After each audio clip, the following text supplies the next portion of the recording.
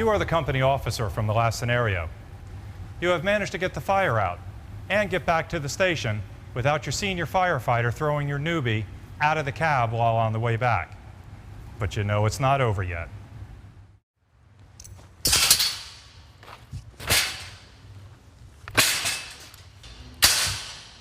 Hi, Lieutenant. Do you need me to do anything? I don't need you to do anything, but what's the problem? Are you upset the way Williams spoke to you back at the scene about the jump line? Yeah, Williams treats me like crap all the time. I mean, okay, it was spaghetti, but I didn't load it. She probably loaded it. I can't do anything right. I can't do station duties right, can't make coffee right. She always treats me like that. It's not fair.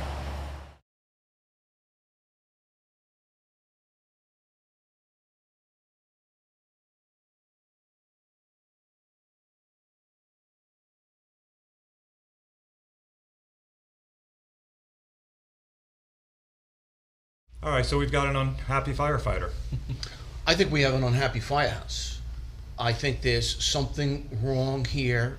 It's not even just in the firehouse, it's getting out onto the fire ground. I think there's a problem, and I think this officer has to get ahead of that right now. I think the officer has to talk to the Probie and say what's going on, and maybe that senior firefighter is abusing that Probie, abusing their position, and that officer isn't seeing it all because the officer isn't always around the firefighters, around the kitchen table or everything else.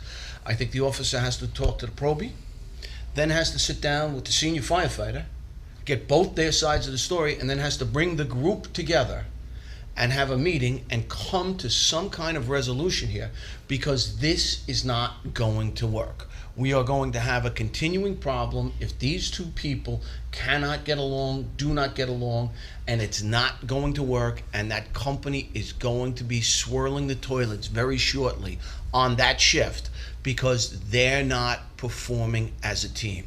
They're performing as three individuals who are not working towards a common goal. There is no shared pool of what we're doing, no shared pool of training, no shared pool of where we're going. We don't have any common goals, and there's going to be a problem there. In the firehouse, there's always conflict. There's different personalities. Not everyone's going to get along. So, you don't know. It was obviously a buildup of anger and issues between the senior firefighter and the probationary firefighter. What it's important to know is you have a job. You're at work. This isn't a game. Things have to get done, and things have to be put aside. If you don't like someone, if whatever it is, be civil to one another. You don't have to be best friends. You don't have to hang out outside of work, but you do have to get a job done, and that's what's the most important thing in this scenario. I agree wholeheartedly with Mike. This is a dysfunctional firehouse. Why is it dysfunctional? It's because of the officer. Why?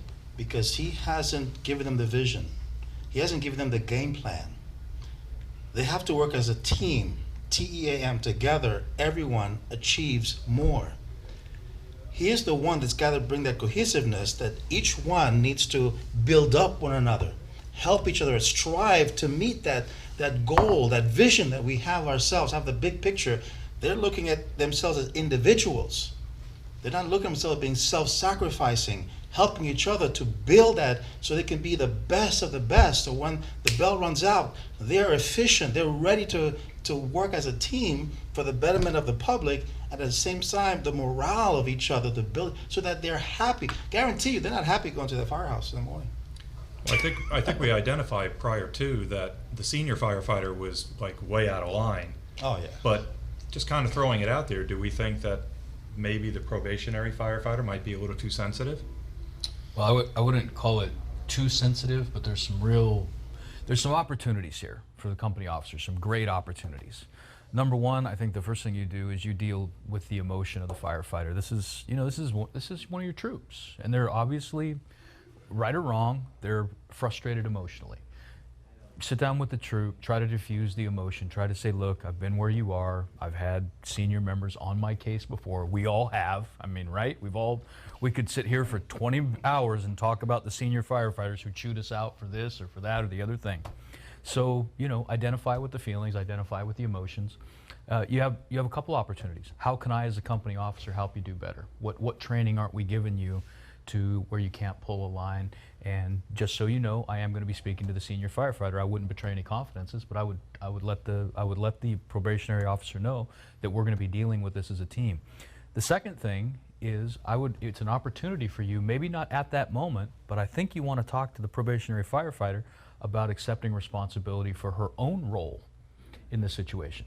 You're having trouble pulling a line, you need extra help, you need to ask for that help. Give the senior firefighter some respect in saying, look, I know I'm not doing things quite right.